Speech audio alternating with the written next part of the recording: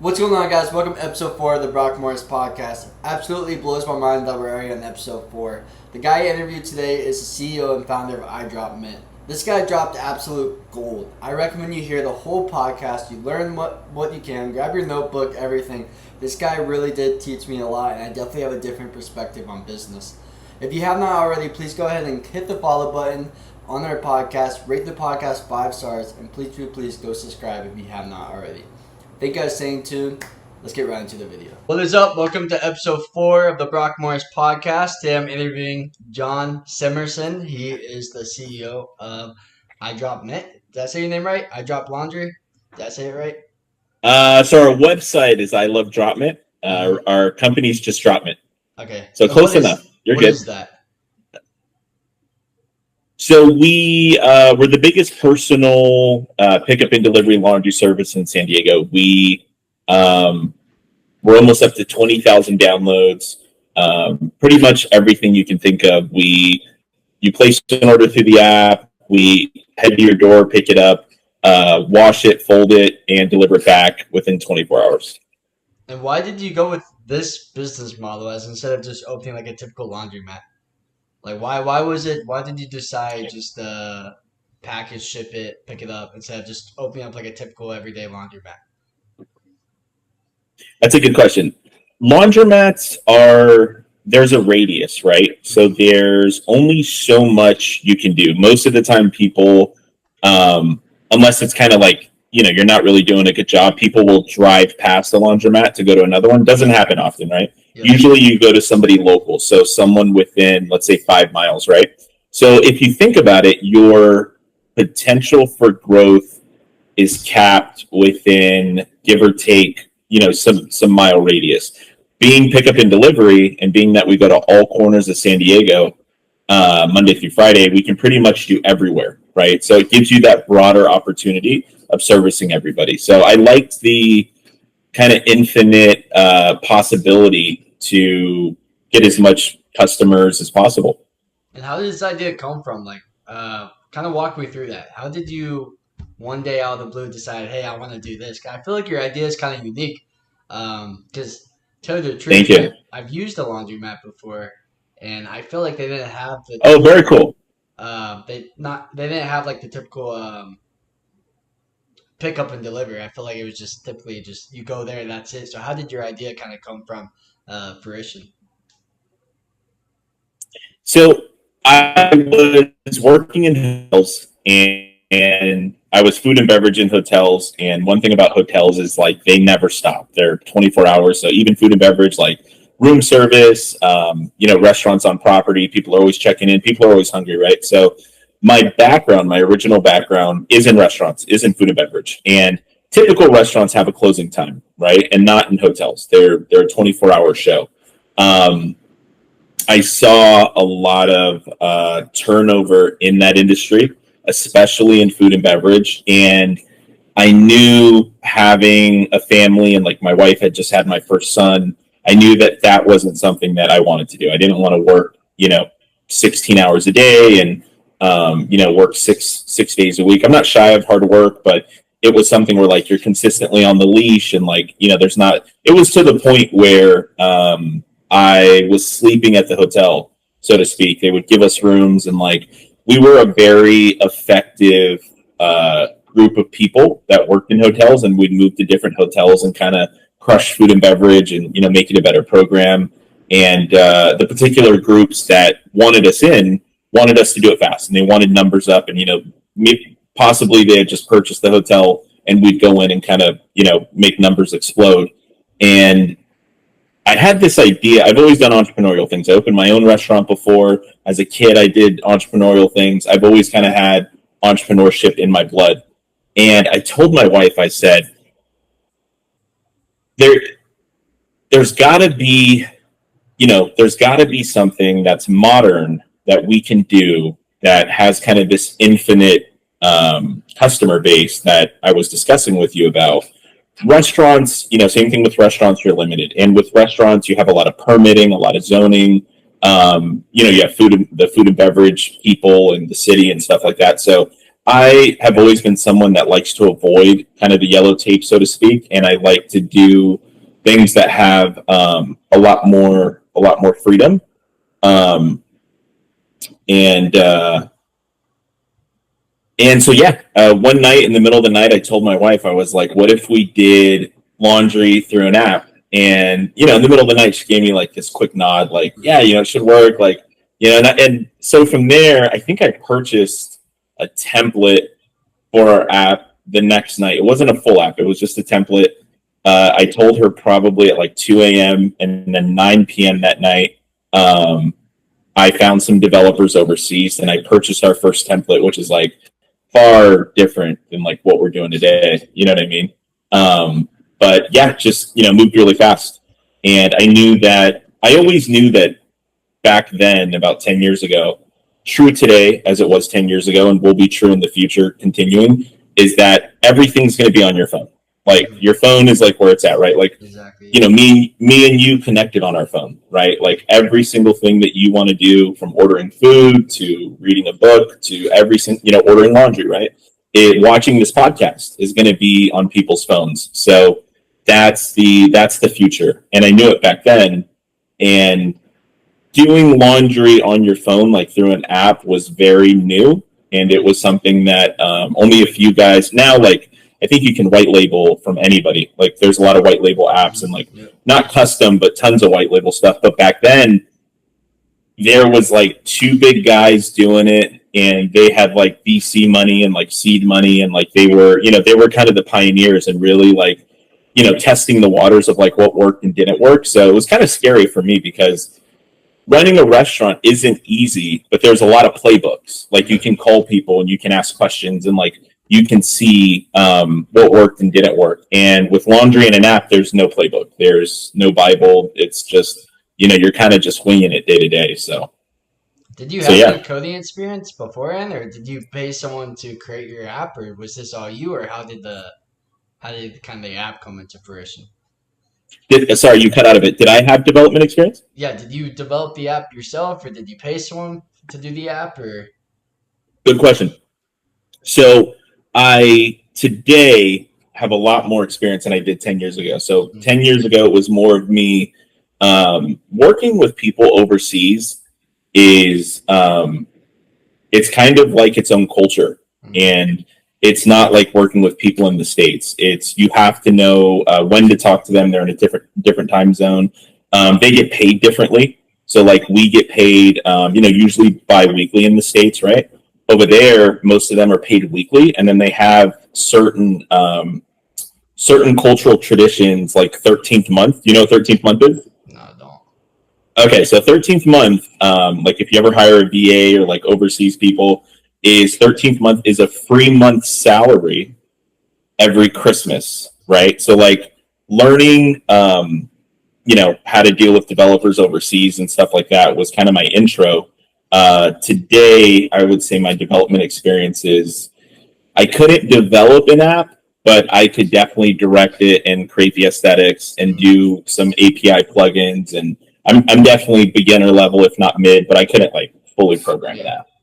And how did you find these people? Did you just Google search as developers? I'm not even sure what that Google search will look like, but how did you even find people for your app? So most of the people I found were Google. So I'd go on Google and I'd search like overseas developers. And if you're familiar with American Tech's super expensive.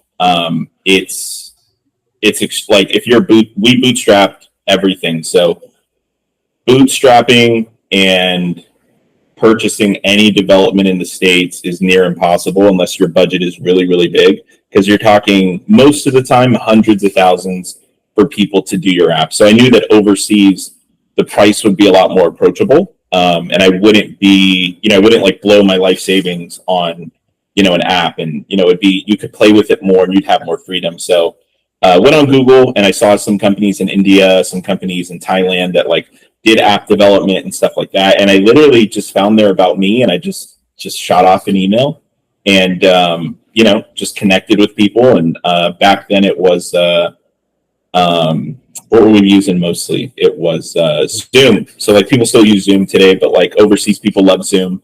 So we'd hop on Zoom and like connect and like I'd tell them what I needed and stuff like that. And that was most of the success for the app in the beginning is getting getting them on board with kind of what we wanted and stuff like that. And then you said, kind of take it back. You were in the restaurant business. Was your restaurant successful, or did it was it one of those kind of fail stories that unfortunately just did not work out? So we, it's that's interesting you asked. So we in the beginning, me and my cousin had a lot of nightclub and restaurant experience, and we're actually in LA, and we were doing bottle service at night in Los Angeles, and it's a lot of money. It's great money. Like you get a percentage, and like these guys are coming in. I'm sure you know about like nightclub bottles and stuff like that. Like these guys are paying thousands for a $50 bottle, and then you're collecting a commission on it. So essentially, me and my cousin, when I look back on it, what we were doing was sales. And so people would hit us up and say, I want this table or I want this bottle or like whichever.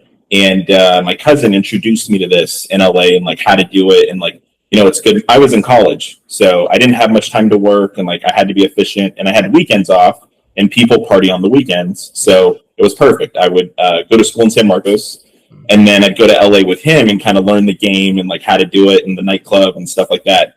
And when we started the restaurant wasn't really, we didn't really care for it to be a full-blown restaurant. We knew that most of the money was going to be at night with the bottle service and with the nightclub aspect. And all of our concept with nightclubs had worked. We had crushed nightclubs. Like any night we'd pack it out, thousands of people. We knew the formula. We knew how to get a lot of people in. We knew how to charge. We had the whole thing down. And so we got the restaurant, and I think we underestimated. We were kids. Like, again, I was in college, and I think he was about to graduate college, or he had just graduated college. He was a chef, so he went to a chef school, and he went to a really good chef school. And it was, he would work back of house, and I would work front of house. And we leased the spot. We got booths. We did it right. Like, we got a DJ set up. Like, we like opened up the first night, and we were just a little naive. We thought that it wouldn't be really much more than that. And when the fire department started knocking on the door, and like food and beverage starts knocking on the door, and we're like, oh wow, like we had just done bottle service before, and like all of our work before that had been in restaurants where people, other people were taking care of these things. We knew, there was some sort of yellow tape we had to run into at some point, but I think, we definitely underestimated all of the different departments and stuff like that. And our first walkthrough, it was pretty brutal because he was like, you need to move this sink here, this window here, or not be able to have a window here. Like, all these little minor things that like you're doing a walk and you're like, okay, we could do that. We'll do that. And then you call a contractor and then he's got to be approved and he's got to get it signed off and permitted. And, you're by that time you're looking at thousands and thousands of dollars. And we didn't have it, we didn't have it back then. Like we were broke college kids and, we kind of just tried this thing. And, I think our restaurant ran for about a month and our nightclub ran for about a month, but we were, we had a liquor license, like everything was good on that end. We had a beer and wine license, which is easier to get. And, we made okay money, but overall we took a loss and we had to shut down. And like, I don't know, I think we had the spot for like 3 months. We really opened for like a month and, didn't pan out the way we wanted. So good entrepreneurial lesson for sure. Yeah. So ultimately what I'm hearing, it just sounds like capital was ultimately the issue towards the end. Oh, absolutely. It's kind of yeah, absolutely. And then what would walk me back to whenever you told your wife, you're like, I want to do it. You said she said, yeah, great. But was she truly supportive? Or was she kind of like, kind of hesitant? Like, were you working a normal job and then you just decided to launch this app, or kind of how was that? My wife, lucky for me, my wife has always been fully supportive. Like every idea I've had or like any direction I put our family in, she's fully agreed with and like fully believed in. So I think also like 2 a.m., Nobody's really gonna like have a full conversation at 2 a.m. She's like, "Yeah, yeah, that's a good idea." And then the next day, I told her, and she was like, "Yeah, that's actually a really good idea. Everything is on your phone." And I'm a numbers guy, so like I have a degree in economics, and like my big thing is numbers. So I showed her the numbers, like this is what we pull in now with me having a job, and we were living at her parents at the time, so it kind of helped with numbers. And I said, "Look, we could save this much. We'd invest this much. If it didn't work, we'd only lose this much." And she was fully on board. She was like, "Yeah, let's do it." And she did in the beginning, and for the first couple years, she did a lot of the folding, a lot of the washing, a lot of the folding. Okay. I would do the driving in the beginning, so like full bootstrap. Like we did a lot of the actually supported everything. Had a few questions along the way, but was always very like, yeah, let's do it. Never question it. Never thought it wouldn't work. Yeah, yeah, nothing. Fully on board. Yeah, it sounds like a lot of this was calculated risk. Are you a firm believer in taking risks has to be calculated, or do you ever just kind of free ball, just pray for the best, um, take Oh, I loved risks? it. I love that you asked that. That's a great question. That's a great question. I love that question. I get that question a lot in my one-on-ones. The answer is kind of double-sided, and I'll tell you this: it has to make sense for each person. I'll tell you why.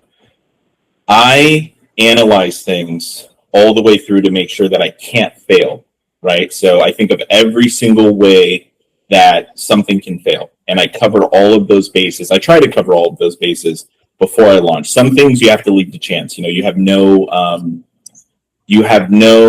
power to kind of seal the gap if that is a win or a loss. And you have to take that chance. But I think it's 1000% more beneficial to close as many gaps as you can before throwing up a Hail Mary. So if you say, hey, these two things are a chance, but these 98 other things, it took me an extra month, but I really sealed them all down. And I know that my chances of failing these two things is 50% or whatever. At least that other 98%, you're good to go. But on the other side, the second part of my answer is don't get into analysis paralysis, because a lot of people will get into analysis paralysis and they'll say, those last two things, I got to make sure, those last two things, I got to make sure that those are completely buttoned in, before I launch or before I do this. Speed is super important in business, and it's super important in entrepreneurship. It's super important in everything, to be honest with you. And you have to be able to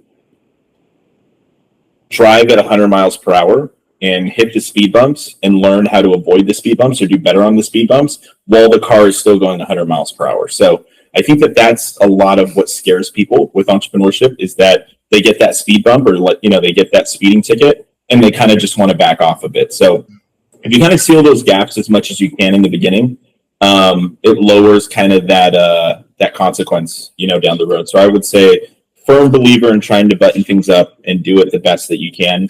But there's also a limit, and everybody's personality is a lot different in the sense of kind of their risk tolerance, right? It's like investing. Like some people throw up Hail Marys with investing, right? And they're completely okay with it. They go to sleep fine. And then there's other people. I have a buddy who like won't take debt to save his life. Like he won't buy an investment property. Like just can't sleep if he has any debt. You know what I mean? So you have like that personality as well. So knowing yourself and knowing kind of your risk profile and how you feel, I think is super important. I sit at like kind of the 95% buttoned up level, where if I leave 5% on, where it's like I just can't, there's no way to button that up, or there's no way to know for sure, or there's no way to know. I will feel comfortable. But a lot of the time, I've had to launch or do things, with not too much certainty. And I always think about it like I don't, it sounds kind of deep, but I don't want to die wondering what if. I'd rather launch it and fail and say, that it didn't work out or it did work out and have the story, rather than just do the same thing. I think sad thing is a lot of people are gonna ultimately end up at that unfortunate age where they're about to pass away, are gonna have that what if moment. I think something Yeah. that really stuck out to me is when you brought up speed. And reaching the speed bumps, I think a lot of people might go after that idea and they reach one hurdle and all of a sudden they're like, that's it, Yep. I give up. Define Yep. what you meant by speed. Are you saying you need to make decisions at a fast pace to keep your business alive, or what do you mean by entrepreneurship is speed based? Definitely, if you can make decisions faster, you're the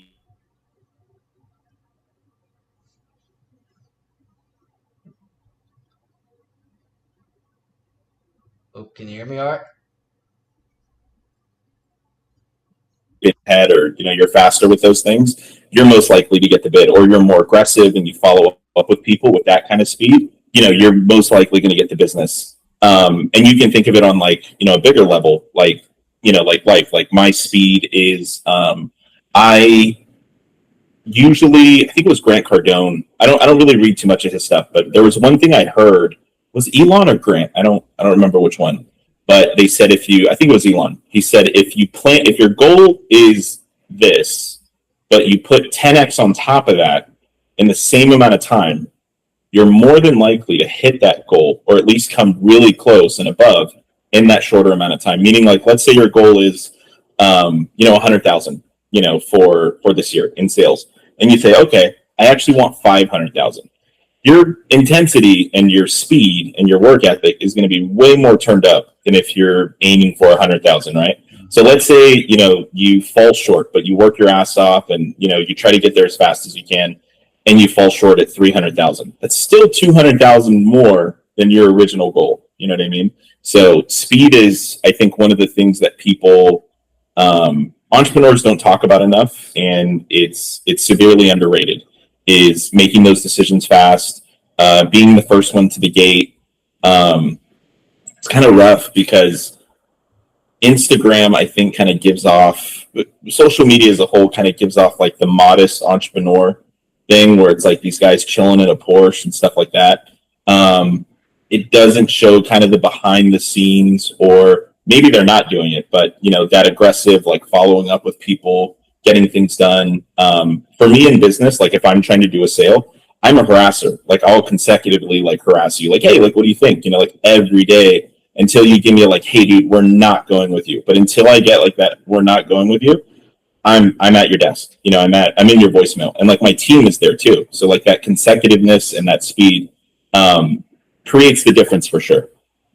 Um, do you say that works? The kind of the more of being your voicemail every day, kind of the quote unquote harasser. Do you think that kind of works? Just bombarding. Maybe that's the wrong word, but kind of just being persistent with trying to get that sale. Does that model typically work for you?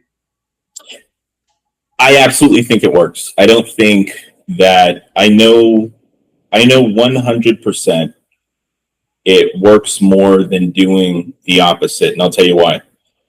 Let's say sales, a lot of sales is following up with people and giving people the courage to pull the trigger.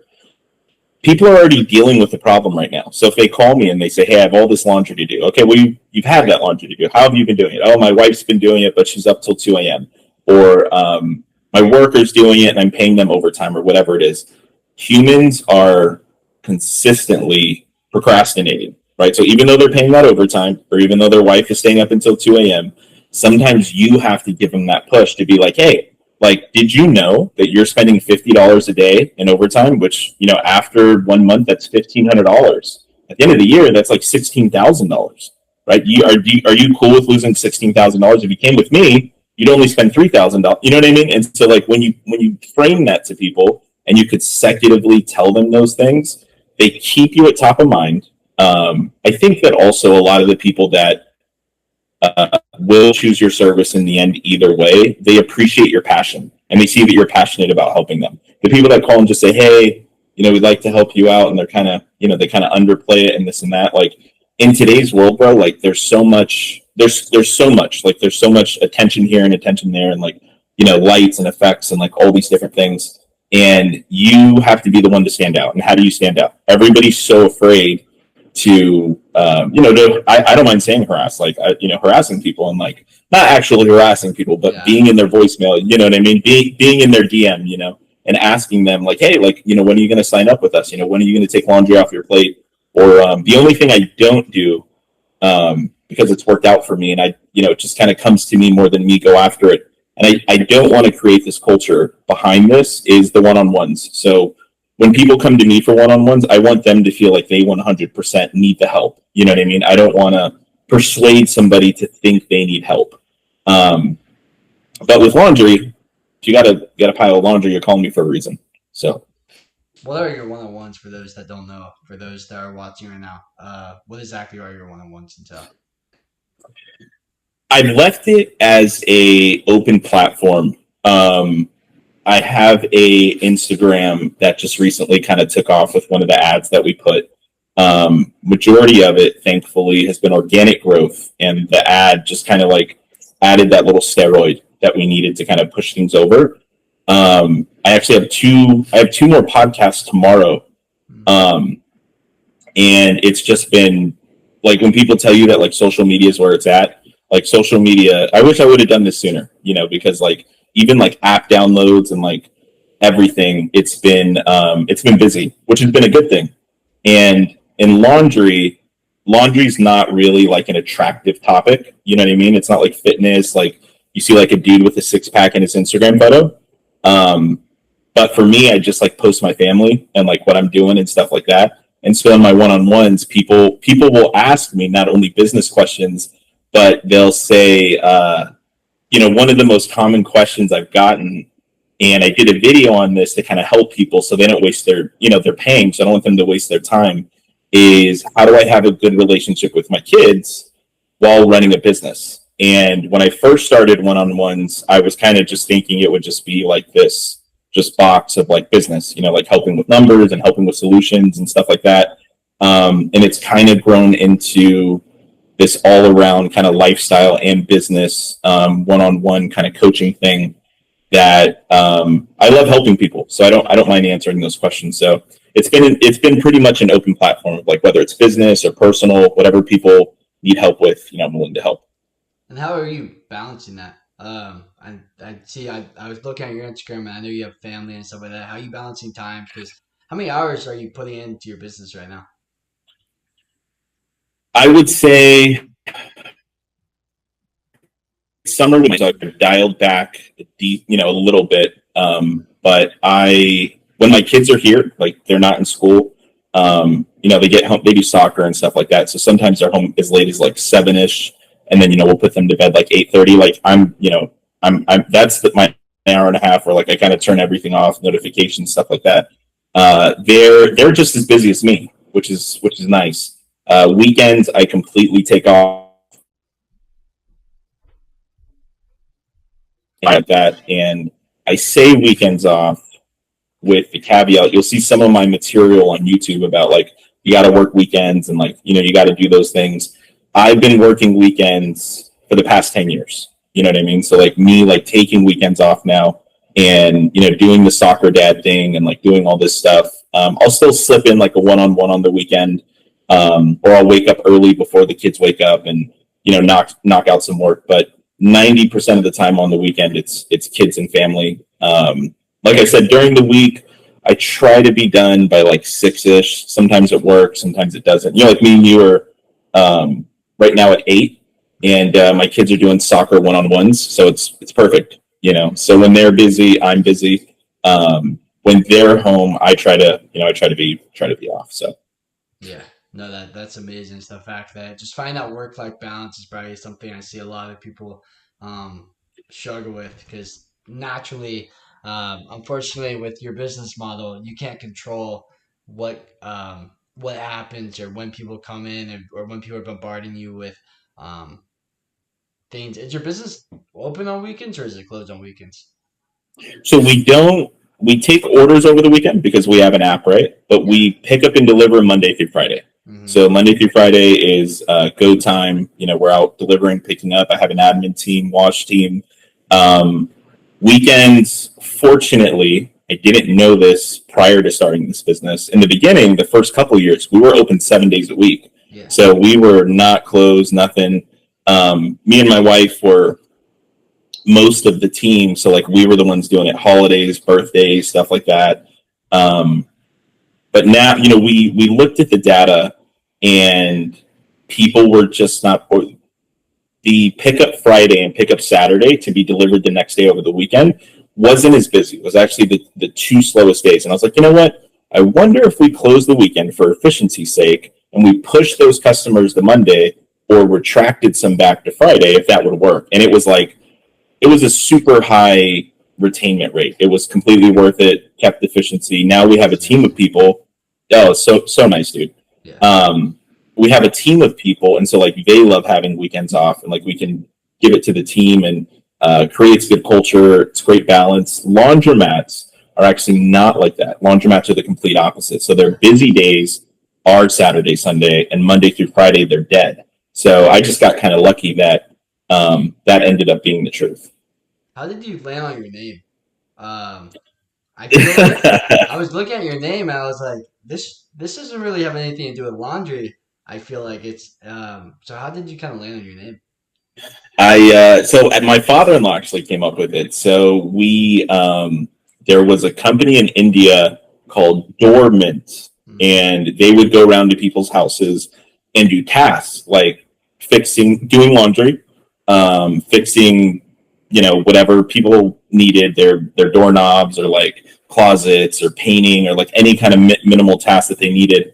And I was fascinated by how they did it through an app without much back end. If you ever have time, look up Lunchbox in India. It's so fascinating. Like these guys deliver thousands of lunches. There's tons of I think there's one really good documentary, but there's a bunch of mini ones too. And these guys are all pen and paper, and they go around India and they deliver lunches to people, and they memorize exactly whose lunch it is. So Okay. there's like very minimal back end, very minimal tracking, and I think it was Stanford or Harvard actually went to study how they're so successful. And Dormant was using their system, and so like their success rate was really good, and like they had very minimal errors and stuff like that. So I hopped on the phone with one of the co-founders, and I said, "This is a really really cool idea. I'm thinking of doing laundry in the States. What do you think about it? Anything you've learned, not learned?"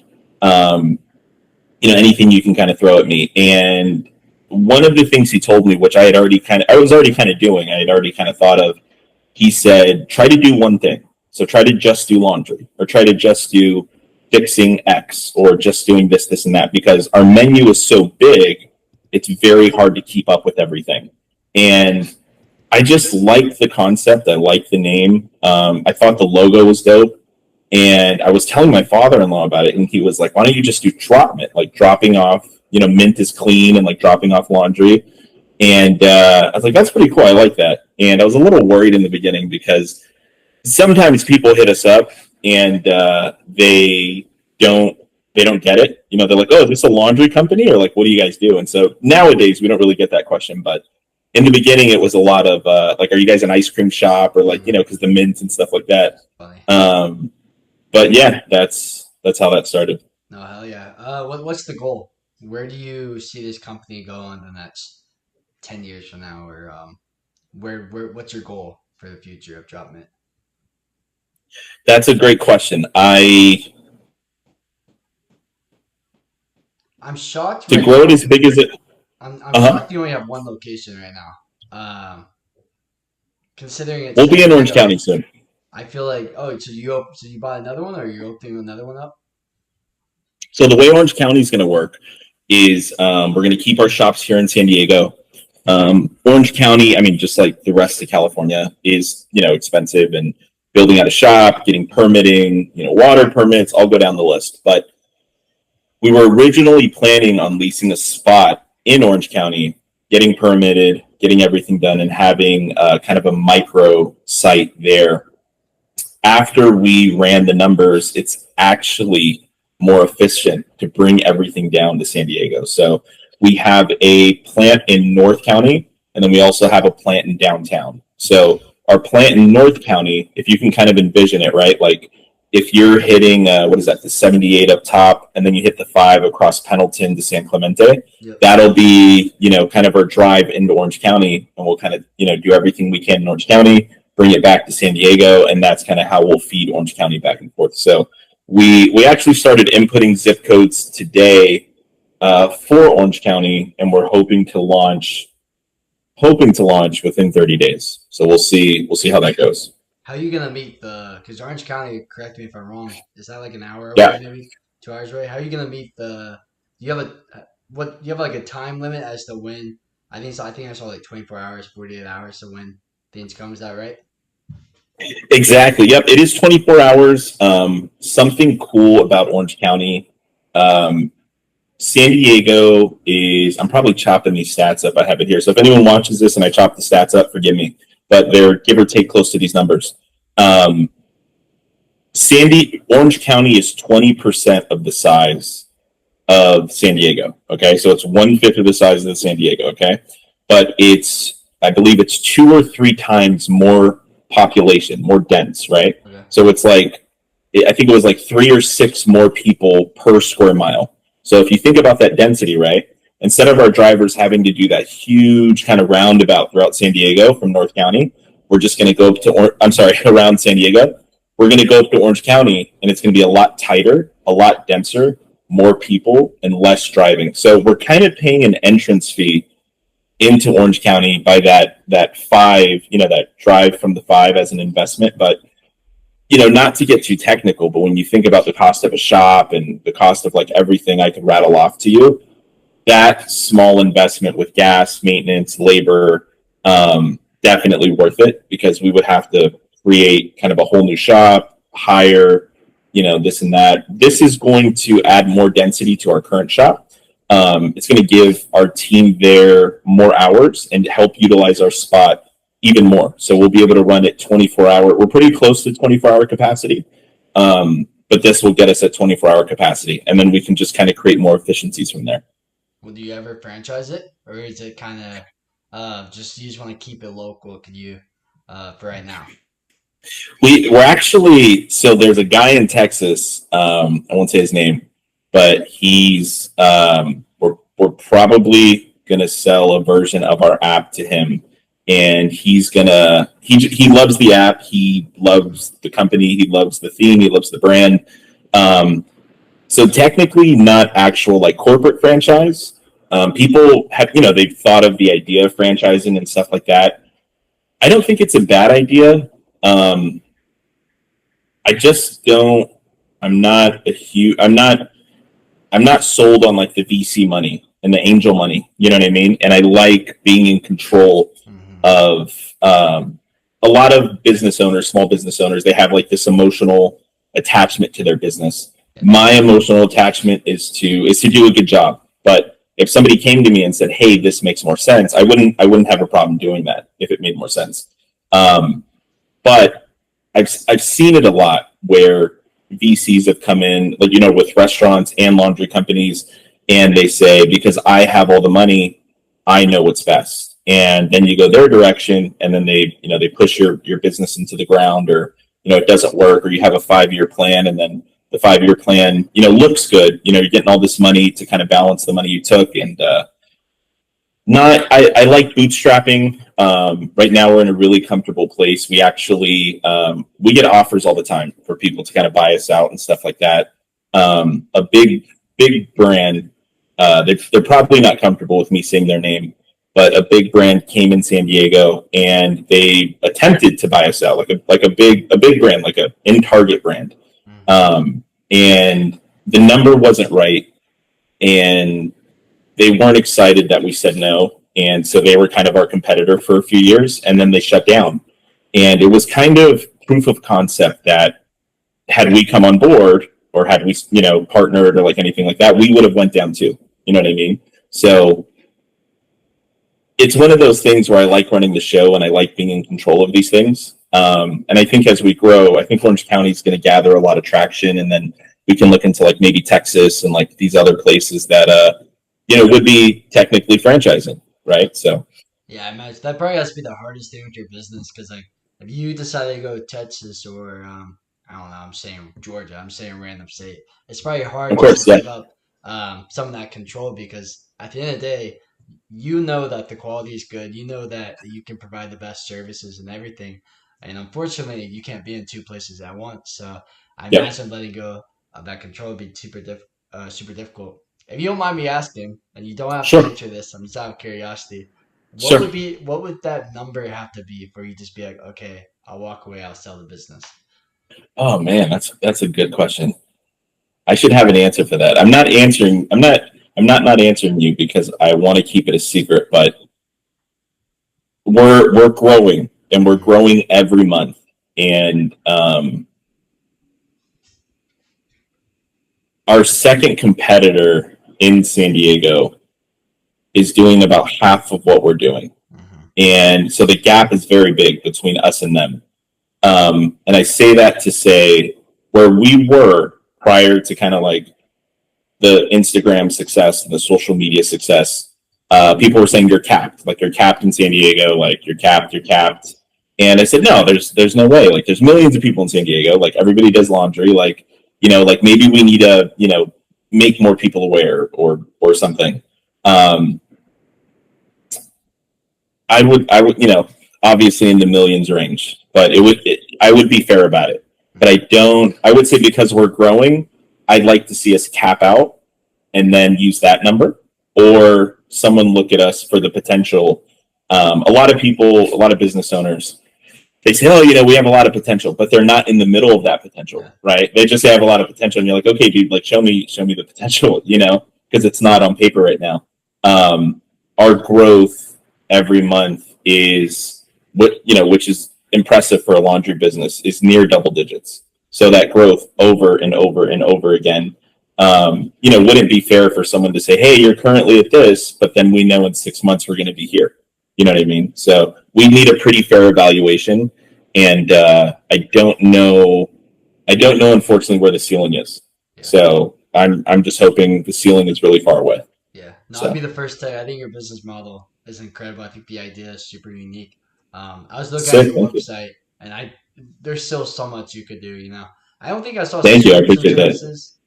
You don't do subscriptions, do you? Like a monthly fee someone can pay to do it, or no?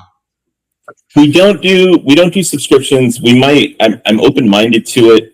We definitely went over it a bit.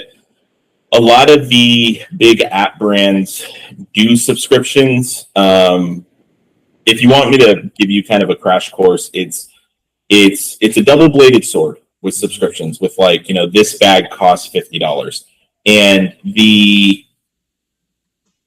when you do a subscription and you say this bag costs $50, you lower consumer anxiety because you're saying this whole bag costs $50. It's not going to cost any more, any less, right? Now, I'm going to throw a few situations at you, and I'm going to ask you in what way could we make this fair? And you're going to say, well, that's never going to feel fair. Like that's never going to feel cool, right? Mm-hmm. If you fill up a bag and then you throw a blanket on top and two shirts, how do I make it seem fair to you? Do I charge you for a whole nother bag at full price? Yeah. Or do I create a price and I charge you for the comforter and the two shirts? Now, if I create that culture and I say, hey, if you send a comforter and two shirts, we're going to bill you this, then every single time you're going to be doing that. And now you're creating a subculture within that, which when you don't let it happen or it doesn't happen the way you want it, you're not going to be happy. You Mm-hmm. see what I'm saying? So it does lower consumer anxiety. And I think that that's why a lot of the big apps do that. I choose to stay per pound because I think that it's more of a one-time consumer anxiety. And what I mean by that is me and you most likely wear the same clothes every week, right? Like very, unless seasons change, right? Like we pretty much know what we're going to wear tomorrow, right? And when you order with us and you throw in a week's worth of laundry, and again, like we said, we wear the same clothes, those clothes are going to weigh the same. So if you give it to us for a week and you say, okay, I spent $45 with DropMint with 1 week of clothing, you're most likely going to be able to say, if I use it for 2 weeks, it'll be this much. 1 week, it'll be this much. So the consumer anxiety is vanished after that one time. But the limit in the first situation I told you of like, you can only fit this bag. And then another thing is that you kind of have a little bit of a side anxiety of what if you leave this much in the bag? right? People want to get their money's worth, right? So what do you fill it up with, right? Do you wait an extra day, but then you need these closed fast? You see what I'm saying? Yeah. So I feel like it creates more issues than it solves, in my opinion. So that's why we've never really explored it. I'm not saying that we won't, but right now it works. It works Yeah. for us to kind of stay per pound. Yeah, no, I completely get that too. That's a good thing to kind of think about. Just to kind of wrap this up, what's your why? Why do you do this? What is your reason to stay motivated?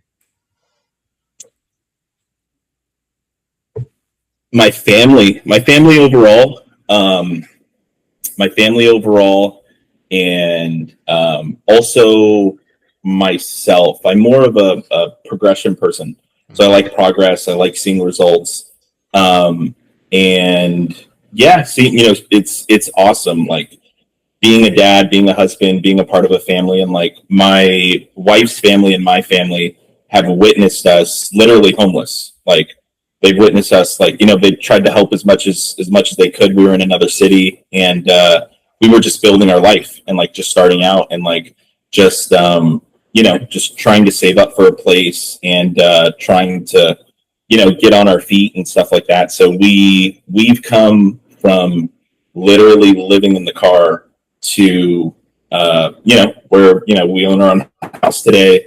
Um, we have tons of vans. We have a great team. Our kids are healthy, so I would say the gratitude of that keeps me going for sure. And I'm satisfied. What satisfies me is the progress overall. Hell yeah. And what advice would you have someone that wants to start that business, but maybe they're afraid of people's judgment? Maybe they're afraid to take that calculated risk. What advice would you have for that someone? Can I cuss on here or no cussing on here? You Anything? can Cuss or no cuss? you cuss. Say it. Do my thing. Nobody gives a fuck. Like nobody. I tell people this in my one-on-one, and I tell people like if you really, really, really care, delete your family and your friends off your Instagram, and like just do it from there. But like if you go on my Instagram, you'll see my family commenting and like stuff like that, and just like interacting. And remember, I started with like I was telling people like this is my idea, laundry on an app, and I was the guy that like didn't have much money. I was working, restaurant director. I was established, like I had good credential, but I'm sure a few people were like, dude, you create wine menus, and now you want to go into laundry. Like who knows how that'll work. Um, nobody cares. Like in the end, like people might have like a really quick micro opinion, but the thought of that lives with you more than it lives with them. And life is so short, bro. Like you gotta try it. Like you gotta do it.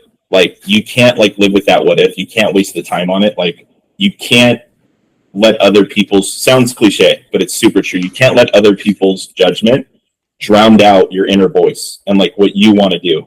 Um, One thing that's been like my wife tells me this all the time, and it kind of like took me a while to kind of realize this was true. I thought everybody did this. I thought it was everybody had this, but she's like, you walk in a room and you talk to people and like you just don't care. Or like, I'll hop on a podcast with you and like I just don't like I don't think twice. Like it's not like I don't get nervous. Like, it's just kind of goes.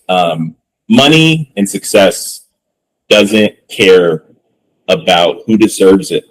It cares about who goes out and gets it. Yeah. And that's the biggest thing. It's like you can sit here and say, I'm here working in the dark and I deserve this and I deserve that. But until you put that work out, until you showcase that work and you're kind of judgeable to the world, right? And they can say, oh, your app sucks. Or like I've had people like you can go on my Instagram right now and like there's people that like, oh, clean my toilet and like, all these like rude things and like there's no such thing as bad publicity. I know that comment's going to generate someone responding to them, and then it's going to like boost the algorithm. It's just like it. You can't take those things personal. You have to be your own man, and just take a chance.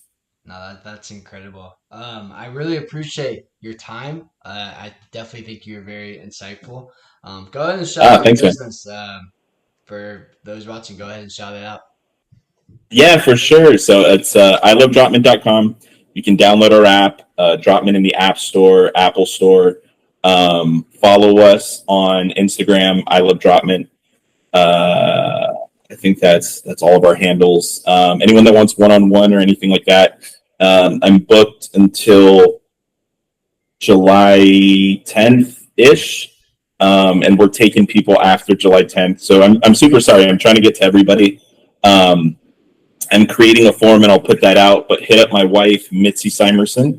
You'll see her on there as well. She does all the scheduling and stuff like that. But after that, the form will be out and we'll get some cool stuff going. So. No, that's incredible. Like I said, I really appreciate your time. Thank you for coming on my podcast, and that concludes Thanks for inviting me, man. this episode.